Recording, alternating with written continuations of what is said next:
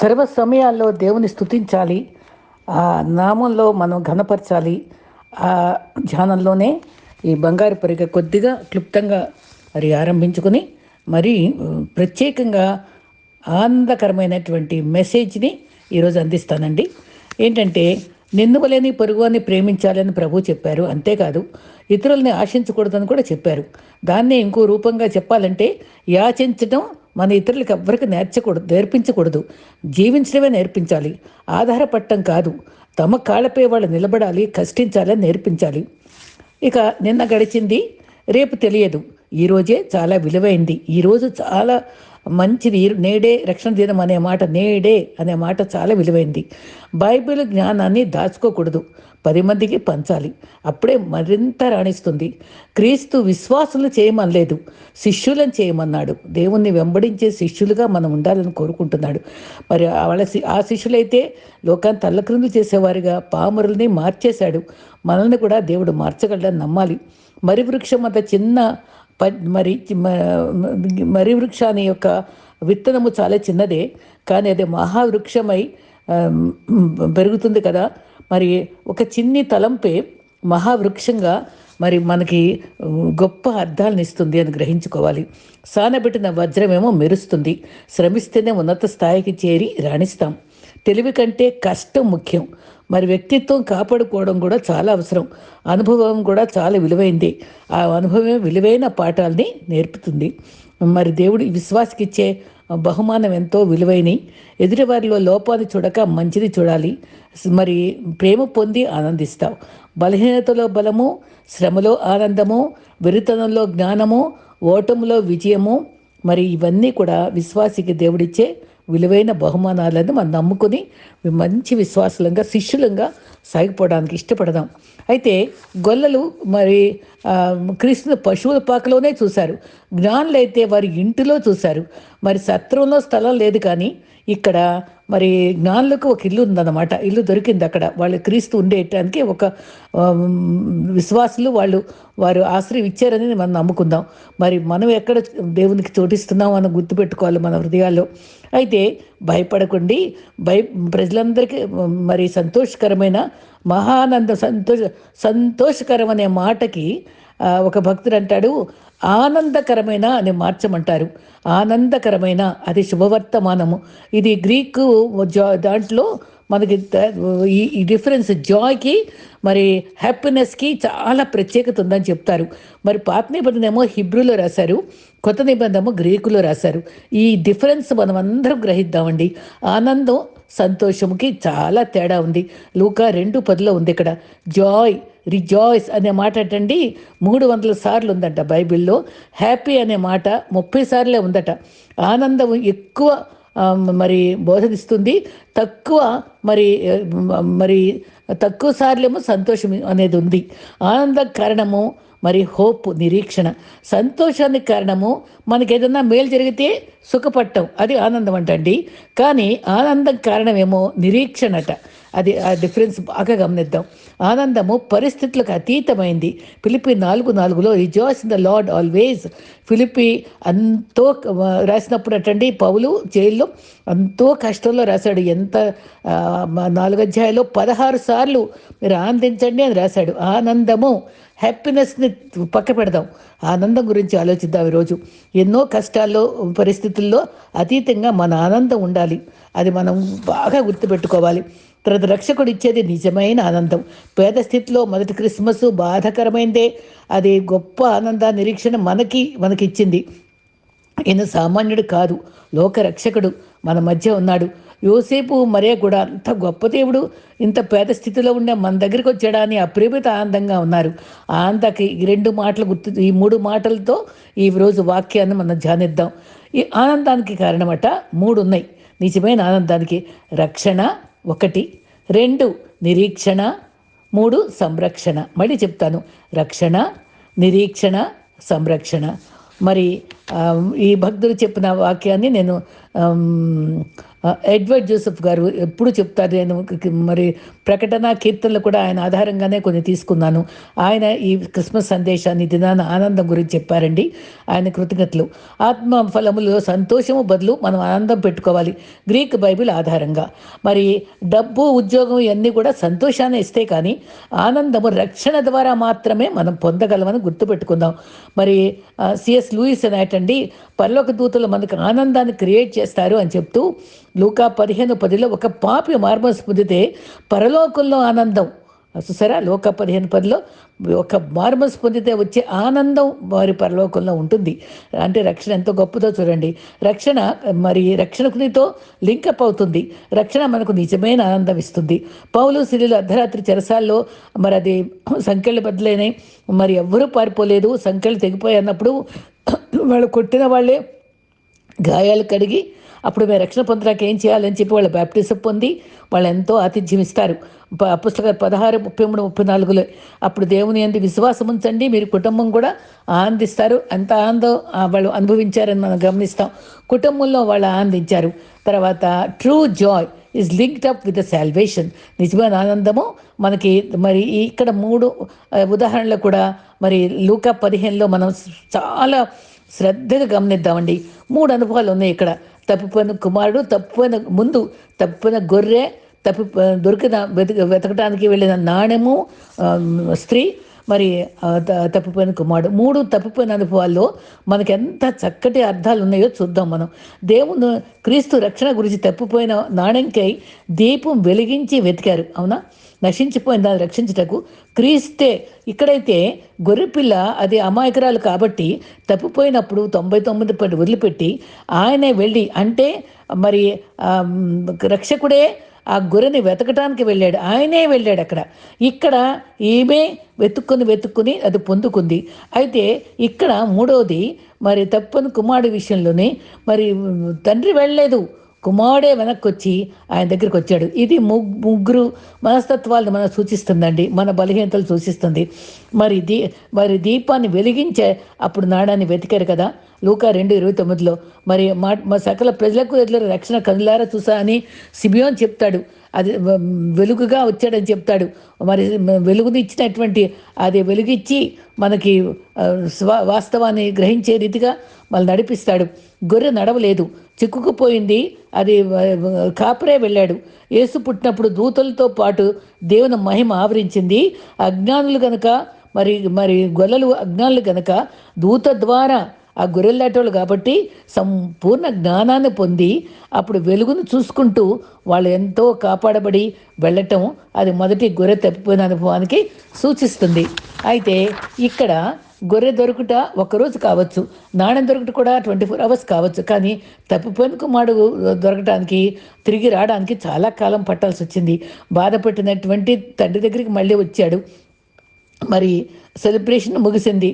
మరి మనం తప్పిన కుమారులాగా తిరిగి రాలేకపోతేనండి, పొట్టు పరిస్థితులు కలిగించి సిగ్గు కలిగించి మనకు తెస్తాడు. మరి బిల్డింగ్ కట్టేటప్పుడు ఇనప చువ్వల్ని కాల్చి బెండ్ చేస్తారు. అట్లాగా మనల్ని కాల్చి బాధ పెట్టి అయినా సరే ఆయన మనం బెండ్ చేసుకుంటాడండి, చేసి మన దగ్గర ఆయన దగ్గరికి ఆకర్షించుకుంటాడు. మరి క్రిస్మస్ ఆనందం ఇస్తాడు. మరి దేవునికి అప్పగించుకోవడానికి మొదటి అనుభవం రక్షణానుభవం. నా విమోచకుడు సజీవుడు అని మనం మరి యోబు చెప్పగలిగిన అనుభవం మనకు వస్తుంది. 2వ అనుభవము నిరీక్షణ. మొదటిది రక్షణ, 2వది నిరీక్షణ. అది ఆనందానికి మూల కారణం. 2 కొరింథీ 4:8-10 వరకు నా కొరకు మరణం కాసుకుంది అని అదే మరి పౌలు శ్రమల గురించి చెప్పాడండి. దాంట్లో నిరీక్షణ చూపిస్తాడు. పునరుద్ధానము, సాక్ష్యము, పడద్రోయపడిన నిరీక్షణ లేని వారం కాము అని చెప్పిన అనుభవాలు మనకు కనిపిస్తాయి. తర్వాత క్రిస్మస్ మరి హోప్, క్రీస్తు జీవాన్ని మనకి ఆపాదించారు. మరి గుడ్ ఫ్రైడే, పునరుద్ధానము, మరి ఈ అనుభవాలన్నీ, గుడ్ ఫ్రైడే ఏమో మనకి ప్రేమ చూపిస్తుంది, పునరుద్ధానం ఏమో విశ్వాసాన్ని ఇస్తుంది, క్రిస్మస్ ఏమో నిరీక్షణనిస్తుంది, జరిగిపోయింది ఇస్తుంది. మరి రోమా 8:18 మరి రివార్డ్స్ ఇస్తాయి మనకి, ఆ శ్రమ కాదు. మరి హబక్కూకులో ఉంది చూసారా నిజమైన ఆనందం. నేను ఎప్పుడు పాడతాను ఆ పాట. అంజూరపు చెట్లు పూయకుండినను, ద్రాక్ష చెట్లు ఫలించకను, ఒలీవ చెట్లు కాయగను, చేనిలోని పైరు పంటకు రాకపోయినను, గొర్రెల దొడ్డెలు లేకున్నా, శాలలో పశువులు లేకున్నా, యెహోవా యందానందము, నా దేవునిలో సంతోషము. ముందు ఆనందం ఉందండి. యెహోవా యందానందము, నా దేవునిలో సంతోషము. ప్రభువగు యెహోవాయే నాకు గల బలము, నాదు కాళ్ళను లేడి కాళ్ళగా చేయువాడు ఆయనే. ఉన్నతంబవు స్థలములందు నన్ను నడిపించు, గొర్రెలు దొడ్డెలు లేకున్నా, శాలలో పశువులు లేకున్నా, యెహోవా యందానందము. చూసారా, యెహోవా యందు ఆనందం ఉంటుంది. అయితే రోమా 5:13 కూడా నిరీక్షణ మనం ఆనందంతో నింపుదుగాక, అదే రెఫరెన్స్ చదువుకోండి. రోమా 15:13 నిరీక్షణతో సమస్త ఆనందముతో మనల్ని నింపుతాడు. జకరియా 9:12 కూడా ఈ ఆనందం గురించి చాలా స్పష్టంగా చెప్పబడింది. జకరియా 9:12 బంధకాల్లో ఉండి నిరీక్షణ లేని వారులారా మీకు మేలు చేస్తాడు అనే మాట అభియమిస్తారండి అక్కడ. ఇప్పుడు 2 అయిపోయినాయి. మరి మనం మన రక్షణానుభవం చెప్పుకున్నాము, తర్వాత నిరీక్షణ చెప్పుకుందాం. మూడోది సంరక్షణ. తండ్రి కుడిపార్శ్వం నుండి యుగ సమాప్తి వరకు మనతో ఉన్నాడు. ఆయన ప్రెజెన్స్ మరి సంరక్షణ ఉంటుంది. ఆయన సన్నిధి మనం అనుభవించాలి. ఎవరు అనుభవించారు? పునరుద్ధాన అనుభవంలో ఎంఐ గ్రామంలోకి వెళ్ళే వాళ్ళ రూపాంతర అనుభవంలో ఉండే క్రీస్తు ఆ వాక్యం వినుచుండగా హృదయం మండింది. ఆ సమాధానార్థమైన రక్షణల్లో ఆనందం ఉంటుంది. మరి ఇక్కడ ఆయన సన్నిధి ఉన్నప్పుడు సంరక్షణలో మనకి ఆనందం కూడా ఉంటుంది. లూకా 1:40-49 మరి నిజంగానే ఎలిజబెత్ గర్భంలో ఆనందంతో గంతులు వేయడం చూసారా? ఆనందం అక్కడ, అది దైవ సన్నిధి. అది వాళ్ళిద్దరూ ఒకరికొకరు కలుసుకున్నప్పుడు దైవ సన్నిధి, పరిశుద్ధాత్మ ఉనికి ఉంది అక్కడ. అందుకే ఆ గర్భంలో శిశువు గంతులు వేయడం యోహాను లోపలుండి. మరి ఆరోగ్యం, సుఖము, డబ్బు, సంతోషం ఇస్తే అత్యానందమైన ఆనందం మాత్రం నిరీక్షణ, రక్షణ ఆనందాన్ని మాత్రం ఇస్తుందని మనం పదే పదే జ్ఞాపకం చేసుకుందాం. జక్కయ్య డబ్బుతో నడిచాడు, దాన్ని సంచి దులిపేశాడు, అంత ఇచ్చి అప్పుడు నిజమైన ఆనందం జక్కయ్య మేడి చెట్టు ఎక్కింది. జక్కయ్యలో ఆనందం చోటు చేసుకుంది. అన్నీ ఖాళీ చేసుకొని దేవుల్లో ఆనందించాడు. మరి ఏమి లేకపోయినా దేవుడిచ్చే ఆనందంకే మనం పాకులాడదాం. రక్షణ, నిరీక్షణ, సంరక్షణ అది మన దేవునికి సమృద్ధిగా మనకి ఇచ్చేవాళ్ళంగా ఉండాలి. అయితే అన్ని మతస్థులను ప్రేమించి ఆరాధించే పండుగ ఇది క్రిస్మస్. ఆరాధించట్లో ఒక పద్ధతి ఎందుకు, పాదాల వద్ద కన్నీటితో మరి పాదాలు కడిగింది, అది ఆరాధన. పాపాలు క్షమించబడ్డాయి అన్నాడు. ఖరీదైన అత్తరుకు పూసిన ఆరాధించి ఆ స్త్రీ మరి ఖరీదైన అత్తరు ద్వారా అతను ప్రేమ చూపింది, ఆరాధించింది. మరి తన వివేకానంద స్వామి అమెరికా వెళ్ళి తిరిగి వచ్చిన తర్వాత నీవు క్రీస్తు గురించి ఏ అభిప్రాయం ఉందంటే, ఎంతో ఉన్నతుడు, రక్తంతో నేను ఆయన బ్రతుకుంటే నేను పాదాలు కడిగేవాడిని ఆయన రక్తంతో అన్నాడు. ఎంత పెద్ద మాట, ఎంత చక్కటి గౌరవం చూపించాడు. క్రీస్తు పుట్టుక మరి లేకపోతే ఏమై ఉండేది? గాంధీ, నెల్సన్ మండేలా, మార్షల్ వీళ్ళందరూ కూడా, జూనియర్ కింగ్, లూథర్ కింగ్ వీళ్ళందరూ కూడా మరి వాళ్ళు కూడా మంచి వ్యక్తులే. కానీ క్రీస్తు ఉన్నతుడు, మరి సాత్వికులు ధన్య అన్నాడు. అలెగ్జాండర్ జయించిన ఆయన దప్పికి తీరలేదు. ఆయనకి వినాశం ముందు గర్వం నడిచింది. ఆయన చనిపోయేటప్పుడు కూడా ఆయన అన్న మాట చాలా ఆశ్చర్యం కలిగిస్తుంది. అయితే మరి నిజంగానే గర్వంగా ఉండే మాటలు, మేమే బలవంతులు అనే మాట ఎంత శూన్యమైన మాటో. కీర్తనలు 62:11 బలము తనది, దేవుందది, మనుషులు కాదు దాన్ని చెప్పాడు. అయితే మరి ఎంత విసిగిపోయాడంటే అలెగ్జాండర్ చనిపోయినప్పుడు యవనకాలం చచ్చిపోయాడు కదా, మరి నా కుటుంబీకులు ఎవ్వరు మోయకూడదు, డాక్టర్లు బతికించలేకపోయారు కాబట్టి వాళ్ళే నా శవాన్ని మోయాలన్నాడు. అయితే death and life is not with doctors, మరణం తప్పించడం యెహోవా వశం. అయితే నెపోలియన్ గడ్డి నుంచి వేసి మరి ఎంత భయంకరమైన జీవితం జీవించాడో మనకు తెలుసు. గడ్డి మేశాడు. జూలియస్ సీజరు మరి జయించలేదు. కత్తి పట్టిన వాళ్ళ కత్తితోడే నశించిపోతారండి. క్రీస్తు పట్టింది వీళ్ళందరినీ అధిగమించిన వినూతుడైన క్రీస్తులో ఏముంది తెలుసా? ప్రేమ, క్షమాపణ ఆయుధాలను వాడాడు. క్రీస్తులో 2 ఎక్కువ సమృద్ధిగా ఉన్నాయి, ప్రేమ, క్షమాపణ. దీంతో ఆయన బలవంతులు గర్వించకూడదు. క్రీస్తు లేకపోతే ప్రేమ క్షమ గురించి చెప్పే అనుభవం లేదు, శాంతి లేదు. 49వ కీర్తన 7వ వచనంలో చాలా స్పష్టంగా ఉంది. పాపిని రక్షించుటకు రక్షణ కావాలి. న్యూజిలాండ్లో మరటండి ఒక చిన్న కథ చెప్పారు, చక్కటి అనుభవం. అది గొర్రెలు ఈనుతూ ఉంటే ఆయన ఒక పెద్ద అది గమనిస్తూ 2 కాపలా కాస్తూ ఉన్న టైంలో 2 గొర్రెలు కడుపుతో ఉంటూ అంటే గర్భంతో ఉంటూ అవి కనే టైంలో గమనిస్తే ఎంతో బాధపడుతూ ఒక తల్లి గొర్రె ఆ బిడ్డను కని తను మరణించింది. ఇంకొక గొర్రె మరి ఆ, బిడ్డ బిడ్డ బతకటం, తల్లి పోవడం ఒకళ్ళు, తల్లి బతకటం, పిల్ల పోవడం అలా జరిగిందన్నమాట. అయితే వీళ్ళిద్దరిని కలుపుదాము, ఆ పాలు పిల్లకేమో అసలు తల్లి చచ్చిపోయింది, ఈవిడికేమో బిడ్డ చచ్చిపోయింది కదా, వీళ్ళిద్దరిని కలుపుదామని వాళ్ళిద్దరిని కలిపి పాలు తీసుకోమంటే వాసన చూసి అది అస్సలు పాలు ఇవ్వకుండా తిరస్కరించిందటండి. అసలు ఎంతో ఆశ్చర్యపడ్డాడంట. సరే అప్పుడు వెంటనే చూసారా ఎలా గుర్తుపడతాయి అవి, వెంటనే తనకు ఒక ఐడియా వచ్చిందట. ఆ చచ్చిపోయినటువంటి గొర్రె పిల్ల ఆ చర్మం అంతా రక్తంతో అదంతా ఒలిచి ఈ చిన్ని గొర్రె మీదకి అదంతా అతికించి కుట్టాడటండి. కుట్టిన తర్వాత అప్పుడు ఆ తల్లి దగ్గరికి, బతికిన తల్లి దగ్గరికి ఆ గొర్రెని, చచ్చిపోయిన గొర్రె చర్మాన్ని బతికిన గొర్రె మీద పెట్టి అది దగ్గర తీసుకొస్తే ఆ రక్తము వాసన చూసి నా బిడ్డే అనుకుని అది పాలివ్వడం మొదలెట్టిందట. చూసారా, అదే క్రిస్మస్ స్టోరీ. దేవుడు చేసింది కూడా అదే. మనల్ని ఆయన రక్తాన్ని మనకిచ్చి విమోచన చేశాడు. పరమ తండ్రి ఆదాము హవ్వల ద్వారా వాళ్ళు చూపినటువంటి వాళ్ళు అవిధే ద్వారా పొందినటువంటి గ్యాప్ అంతటినీ మరి సరిచేయడానికి మరి ఎంతో శ్రద్ధ వహించి మనకు చేసిన త్యాగం ఎంతో గొప్పది, ఆ రక్తం ఎంతో విలువైంది. మరి యెషయా 59:12 కూడా ఎంతో స్పష్టంగా ఆయన త్యాగం గురించి ఉన్నది. మనకు పాపాలు అడ్డుగా వచ్చాయి. సైతాను మనల్ని ఎన్నో రకాల ప్రలోభాలకు గురి చేసి దేవుని దూరం చేస్తానికి చూస్తుంది. తర్వాత నాలో క్రీస్తు ఎంత చక్కగా చెప్పారండి, 8:46 యోహాన్లో నాలో పాపము లేదు అన్నారు. అనేక మందిని మరి మరి చక్కగా పోషించగలిగినాడు. మరి దాహం కావాలని సమరయ స్త్రీని అడగటానికి వచ్చాడు. తను సృష్టించుకోవచ్చు అన్నీ, ఏది కావాలంటే సృష్టించుకోగలడు, కానీ ఆయన ఒక సంపూర్ణ మానవుడిగానే ఉన్నాడు. దేవత్వం కూడా అద్భుతాలు చూపించాడు. యోబు 14:4లో పాప రహితుడు పాప సహితులు మనము, కానీ పాపంతో ఉన్నాం, కానీ పాపరహితుడు క్రీస్తు. పాపంకే మన పాపాల విమోచనకే రక్తం చిందించాడు. ప్రతి పాపము నుంచి పవిత్రం చేస్తున్నాడు. బలి పశువుగా మన మధ్య నిలిచి మన త్యాగం చేసిన అనుభవాలు ఎప్పుడు జ్ఞాపకం చేసుకోవాలి. 1 యోహాను 1:7లో ప్రతి పాపము నుండి క్రీస్తు రక్తం ద్వారా ఆయన విమోచిస్తాడనే రక్తమే శక్తి గలది. అదే మన పాప నుంచి ఇంకా ఏది మనకి విమోచన కలిగించలేదు. అది మనం హృదయంతో విశ్వసించాలి, నోటితో ఒప్పుకోవాలి.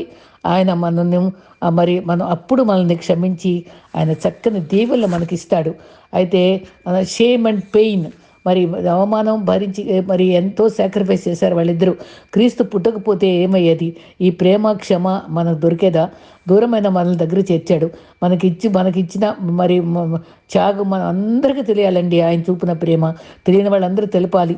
మరి మన ఎన్ని రకాలుగా ఆయన క్రీస్తు వచ్చి మనకి ఎన్ని రకాలుగా మేలు చేశాడో వ్యక్తిగతంగా సాక్ష్యాన్ని తెలుపుకోవాలి. మన సువార్థికులుగా మనం శిష్యులుగా చేయాలి. ఈ సత్యాన్ని నలుగురితో చెప్పడానికే ఈ క్రిస్మస్ సంతోషం, శుభవర్తమానం తెలియచేయాలి, గొల్లల వలె ప్రచురించాలి. అయితే మరి మరటండి ఇక్కడ ఒక చిన్న అనుభవం చెప్పారు. ఏంటంటే జోసెఫ్ డొమినియన్ అని ఆయన ఒక పాస్టర్స్గా ఉండేటప్పుడు వాళ్ళొక పాస్టర్లందరినీ ఒక గుంపుగా చేసి మీరు ఏ ప్రాంతాల్లో సేవ చేస్తారు, ఏబిసి క్లాసులు ఉంటాయట. ఏ క్లాస్ చర్చ్ కావాలా, బి క్లాస్ చర్చ్ కావాలా, సి క్లాసు, అట్లా కేటగిరీస్ ఉంటే అది అందరూ అది పెద్ద పెద్ద పదవులు కోరుకుంటూ అదే ప్రాంతాలు కోరుకుంటూ ఉంటే అది 1840 కాలంలో నటండి ఆయన కలై పాప అనే ఐలాండ్ను కోరుకున్నారట. అది హవాయ్ దగ్గరగా ఉండే ఒక చిన్న ద్వీపం అట. అక్కడికి కుష్ఠరోగి వచ్చిన వాళ్ళని ప్రత్యేకించి ఆ ద్వీపంలో పడేస్తారటండి. అక్కడ ఎవరు కలవరు కాబట్టి. ఆ ప్రాంతంకి వెళ్తాను నేను, క్రీస్తు ప్రకటిస్తానని మొదలెట్టాడట. ఆయన ఎంత ఓర్పుతో వెళ్ళి అక్కడికెళ్ళి ఆ కుష్ఠరోగి వాళ్ళని మరి దేవుని విషయం చెప్పడానికి వెళ్ళి అండి క్రీస్తు ఆయనకు స్ఫూర్తి మరి నాకు ఇష్టమే శుద్ధుని కమ్మని చేత్తో ముట్టుకున్నాడు క్రీస్తు. ఎంత దయ చూపించాడు. నిజమే, మదర్ తెరీసా కూడా ఆ ప్రభావితమై అలాగే చేసింది. అయితే ఆయన కూడా అలాగే చేస్తూ అది తుడిచాడట. అప్పుడు ఆయన ఇంత ప్రేమతో మీరు ఇంత చక్కగా మమ్మల్ని ఇలా తాకి చూస్తున్నారు కదా అనగానే ఆ గ్లౌజెస్ కూడా తీసేసాడటండి. తీసేసి తన చేత్తో ఆ గాయాలు తుడిచి కడగటం ఆరంభించాడట. ఆ ప్రేమ, ఆ త్యాగం చూసి ఆ ద్వీపవాసులందరూ రక్షించబడ్డారటండి. ఎంతో గొప్పగా ఇంత ప్రేమ చూపించాడు, క్రీస్తు ప్రేమ ఎంతో గొప్పదా అని వాళ్ళందరూ ప్రభావితమయ్యారట. అప్పుడు ఆయనకి ఒక చిన్న మచ్చ కనబడి అది అది తీరా గమనిస్తే కుష్ఠొచ్చిందట. దీని గురించి బెల్జియంలో అందరూ కూడా వచ్చేయి నువ్వు ఇక్కడ ఉండొద్దు, నువ్వెంతో ఘనంగా చూసుకొని నేను బాగు చేసుకుంటావనంటే అస్సలు ఒప్పుకోలేదట. నేను వీళ్ళతోటే ఉంటాను అని ఫెలో లెప్పర్స్ అందరినీ సంబోధించారట. హలో ఫెలో లెప్పర్స్ అని. అంటే నేను కూడా మీతో పాటు లెప్పర్గా ఉన్నాను అని చెప్పి బెల్జియం వాళ్ళ అధికారులు ఎంతో చివరికి ఆయన ఎంతో బలహీన స్థితిలో చనిపోయినప్పుడు ఒక కోరాడట. ఈ ప్రజలకు నా తర్వాత ఈ స్థలంలో సేవ చేయడానికి ఎవరినన్నా ప్రభు పంపించాలి, ఎవరన్నా ఒకళ్ళు రావాలి, వాళ్ళ వారసులు ఇస్తేనే నేను చనిపోవడానికి సిద్ధంగా ఉన్నానని ఆ చివరి క్షణంలో అయితే ఒక మారియానా కోప్ అనే ఆవిడ ఆ ప్రాంతంకి వచ్చిందటండి. ఆమెను చూసి ఆనందంగా సంతోషంగా ఆయన మరణించారట. నా శవాన్ని తీసుకెళ్ళిపోయి ఆ దేశంలో పాతిపెడతామని అంటడికి కుష్ఠరోగులు అందరూ అన్నారంట, మమ్మల్ని ఇంతగా ప్రేమించిన ఆయన మా మధ్య మరి సమాధి చేసుకుంటామని అంటే వాళ్ళు ఒప్పుకోకుండా ఆయన ఇంత ఇంత నష్టపడ్డాడు, ఇప్పటికే నేను తీసుకెళ్ళిపోతాము ఆయన శవాన్ని అని చెప్పంటే ఆయన వాళ్ళందరూ ఒకటి కోరారటండి. ఇది ఒక చక్కటి నిజగాథ. అప్పుడు ఆయన ఏ చేత్తో మమ్మల్ని తాకాడో ఆ చెయ్యి మాకు కావాలి అని ఆ చెయ్యి నరికేసి ఆ చెయ్యిని మాత్రం వాళ్ళ మధ్య ఇప్పటికీ ఉంది, ఆ సమాధి చేశారటండి. ఆ మిగిలిన బాడీని వాళ్ళు బెల్జియం తీసుకెళ్లారటండి. నిజంగా ఇది క్రీస్తు ప్రేమ ప్రభావితం చేయడం అది ఎంత గొప్ప మరి ఎగ్జాంపుల్ అండి. షేము అన్నీ కూడా ఆయన భరించి క్రీస్తు మన కోసం ఎంత త్యాగం చేసి ఎంత రోగులను స్వస్థపరుస్తూ ఎన్ని అద్భుతమైన అనుభవాలు ఆ 3.5 సంవత్సరాలు చేసి సిలువ మరణం పొంది మనల్ని రక్షించిన గొప్ప రక్షకుడిని మనం పుట్టినరోజు జరుపుకునే అనుభవంలో మనం ఎంత ఆనందంగా మనం ఆనందించాలి. మనం సంతోషించడం కన్నా ఆనందించాలి. మనకి రక్షణ, తర్వాత మరి నిరీక్షణ, తర్వాత సంరక్షణ, ఈ 3 అనుభవాలు ఇది నేర్చుకున్నాం. గొప్ప కృపతో ఈ తలంపులన్నీ మన గుండెల్లో పెట్టుకొని మరి క్రిస్మస్ని సిద్ధపడదాం. ప్రభు ఇట్టి కొత్త తలంపులు మనకిచ్చి ఆనందపరచడానికి చక్కని భక్తులు చక్కని పరిశుద్ధాత్మతో ప్రేరేపించబడి బైబిల్ రాశారు. దాని ద్వారా ప్రభావితమై చక్కటి అమూల్యమైన నిధుల్ని వెలికి తీసి ఇలా బోధలు చేస్తున్నారండి. అవన్నీ నేను సేకరించి నేను నేర్చుకొని మీకు అందించడానికి ప్రభు ఇచ్చిన కృపను బట్టి నేను స్తుతిస్తూ అందరం చక్కని అనుభవాలతో క్రిస్మస్ ఎదుర్కొందాం. ప్రభు అట్టి కృప మనతో ఉండుగాక. ఆమేన్.